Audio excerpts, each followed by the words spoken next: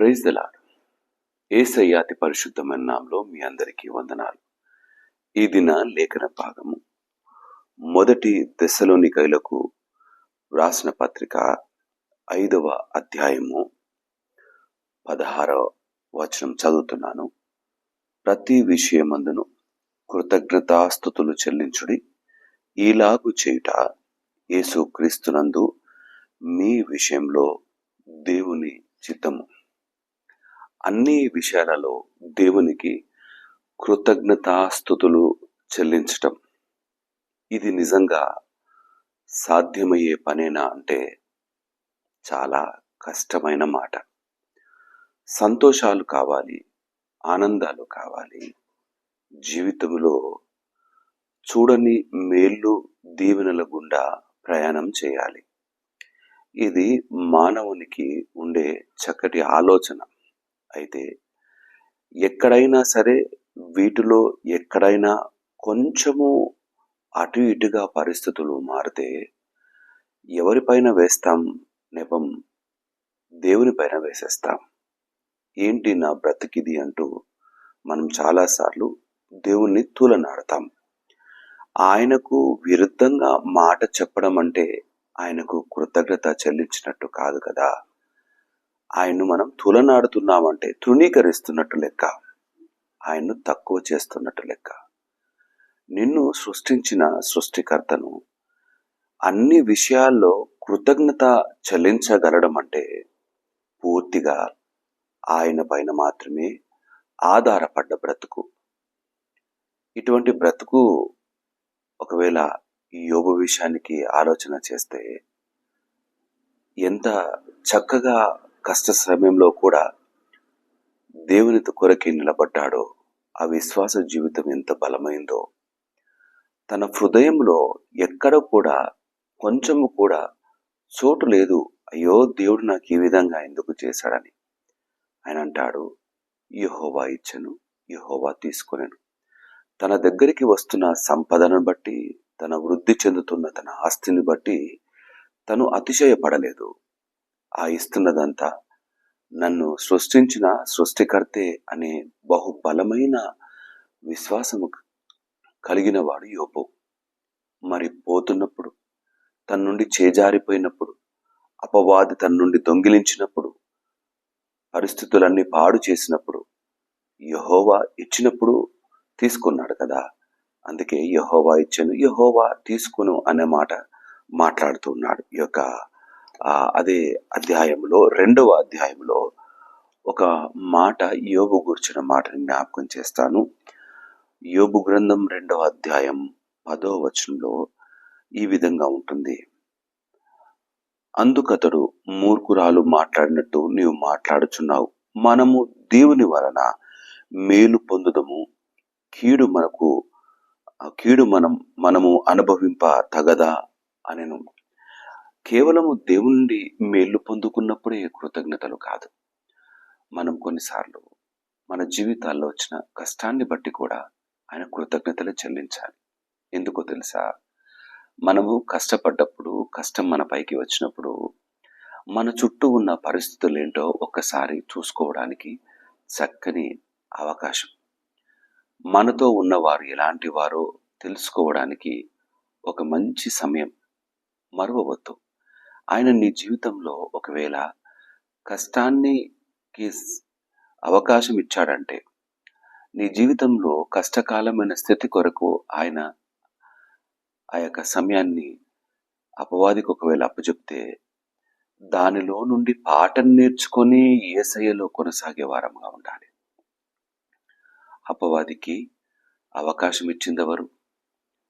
దేవాతి దేవుడే. సెలవిచ్చినాడు, వెళ్ళు, ఏం చేయగలవు అన్నాడు. మన జీవితాల్లో కూడా అపవాది ఎటువంటి దుష్పరిణామాలు తీసుకొని వచ్చినా దేవునికే మనం కృతజ్ఞత చెల్లించే వారంగా ఉండాలి. బ్రతుకులో జరిగే ప్రతి పనికి ఆయనకు వందనాలు చెల్లించే వారంగానే ఉండాలి. ఉద్యోగం వచ్చినప్పుడు చాలా సంతోషపడతాం, వివాహాలు జరిగినప్పుడు ఆనందపడతాం, కావలసిన చదువులో ఉన్నత స్థితి వచ్చినప్పుడు ఎంతో సంతోషపడతాం, సంతానం కొరకు కానీ, ధనార్జనలో కానీ, ప్రతి దానిలో చాలా సంతోషపడతాం, కృతజ్ఞతలు చెల్లిస్తాం. మరి అదే ఉద్యోగం పోతే, అదే వ్యాపారం పాడైపోతే, నీవు సంపాదిస్తున్న సంపాదన నీ చేజారిపోతే, నీకున్న వారు నీకు దూరమైతే, అప్పుడైనా సరే దేవునికి కృతజ్ఞత చెల్లించే వారంగా ఉండాలి. ఎందుకంటే మన జీవితానికి సంతోషం, ఆనందం, వీటికి ఆధారభూతుడు ఎవరు అంటే మన యేసయ్యే. ఆయన ఉంటే చాలు. మన చక్కని పాట పాడతాం కదా, నీ ఉంటే నాకు చాలు యేసయ్య.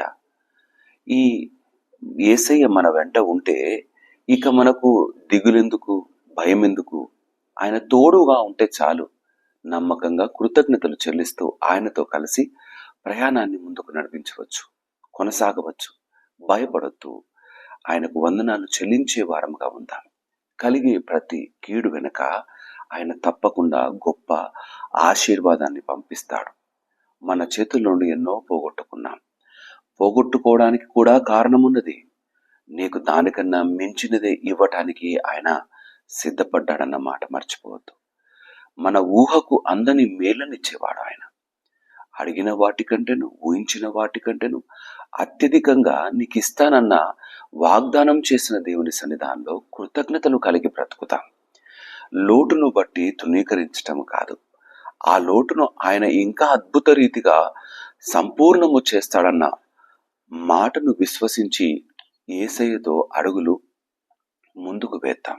అందుకే ప్రతి దానిలో కృతజ్ఞత చెల్లించే వారముగా ఉందాం.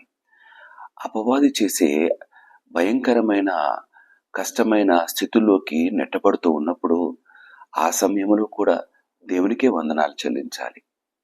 ఆ సమయంలో కృంగిపోవడానికి వీల్లేదు. ఆయన నిన్ను ప్రతి క్షణము గమనించేవాడు. ఆయన కన్నుకు ఏది కూడా మరుగేయలేదు. నీ హృదయంలో నువ్వు ఆయన ఏ విధంగా ఆరాధిస్తున్నావు, ఏ విధంగా ఆయన్ను నువ్వు ఘనపరుస్తున్నావు, ఆయన పైన ఏ విధంగా ఆధారపడి ఉన్నావో ఆయన తేటగా చూచే దేవుడు. నిన్ను కష్టాలలోకి నెట్టివేసి ఆనందపడేవాడు కాదు. నీ కష్టమును ఆయన తీర్చుటకు పరిగెత్తుకుని వచ్చేవాడు. తల్లి లాలించినట్టుగా, తల్లి ప్రేమ చూపినట్టుగా ఆయన ముదిమి వచ్చే వరకు మనల్ని ఎత్తుకొని పట్టుకొని నడిపించేవాడు. ఇట్టి బలమైన రక్షకుడు మనకు దొరికిన తర్వాత ఇక ఏ సమస్య వచ్చినా మనం దిగులు చెందకుండా కృతజ్ఞతాస్తుతులు చెల్లిస్తూనే ముందు కొనసాగుదాం. పోయిన డబ్బును సంపాదించవచ్చు, పోయిన పరిస్థితులను తిరిగి చక్కదిద్దుకోవచ్చు, కానీ రక్షణ ఆనందాన్ని మాత్రం పోగొట్టుకోవడానికి వీల్లేదు.